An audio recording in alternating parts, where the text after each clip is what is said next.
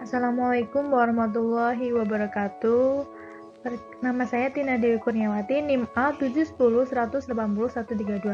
Nah, pada video kali ini saya akan melanjutkan tentang kebijakan cloud computing, yaitu meneruskan UAS keamanan jaringan. Apa saja sih kebijakan cloud computing di perusahaan? Kebijakan keamanan secara umum itu ada fase-fasenya. Yang pertama, fase pertama inisial proyek. Membentuk sebuah tim untuk mengawasi proyek kebijakan keamanan tersebut. Yang kedua, di fase yang kedua itu penyusunan kebijakan berkonsultasi dengan semua pihak yang berminat dan terpengaruh dalam kebijakan keamanan tadi. Terus yang ketiga, fase ketiga itu konsultasi dan persetujuan. Berkonsultasi dengan manajemen untuk mendapatkan pandangan mengenai berbagai persyaratan kebijakan.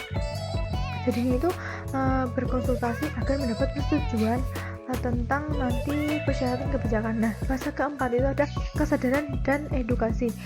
Melaksanakan program pelatihan kesadaran dan edukasi dalam unit-unit organisasi. Yang fase kelima atau fase terakhir itu penyebarluasan kebijakan. Kebijakan ini disebarluaskan ke seluruh unit organisasi, di mana kebijakan tersebut dapat diterapkan.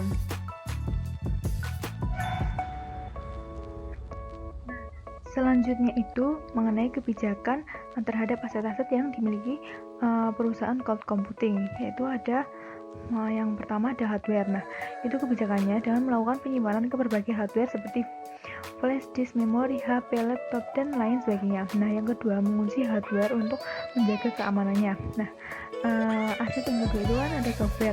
Itu cara kebijakannya melakukan perlindungan terhadap aplikasi yang sudah di-download. Kemudian memasang antivirus, dan yang ketiga adalah tidak mendownload aplikasi yang palsu atau gadungan.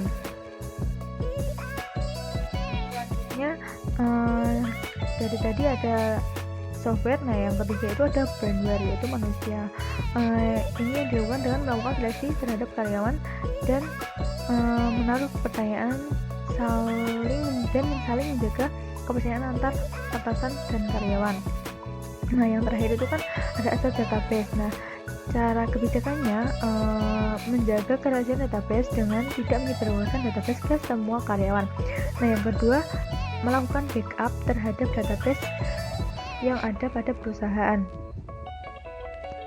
Hal ini itu kebijakan keamanan secara menyeluruh, yaitu kebijakan fisik, yaitu dengan cara untuk mengamankannya terhadap gangguan yang tidak terotorisasi adalah mengunci pintu ruang komputer dengan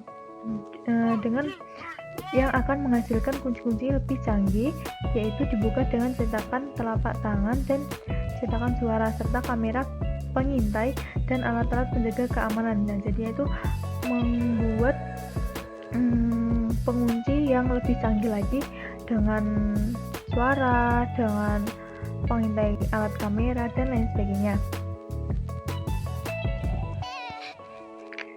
Yang selanjutnya itu kebijakan digital. Yang pertama dilakukan itu membuat kebijakan untuk menangani suatu informasi. Yang kedua, menggunakan enkripsi untuk mentransfer data. Yang ketiga, meningkatkan keamanan password. Jadi itu passwordnya dibuat sulit begitu. Terus selanjutnya menggunakan komputer pribadi.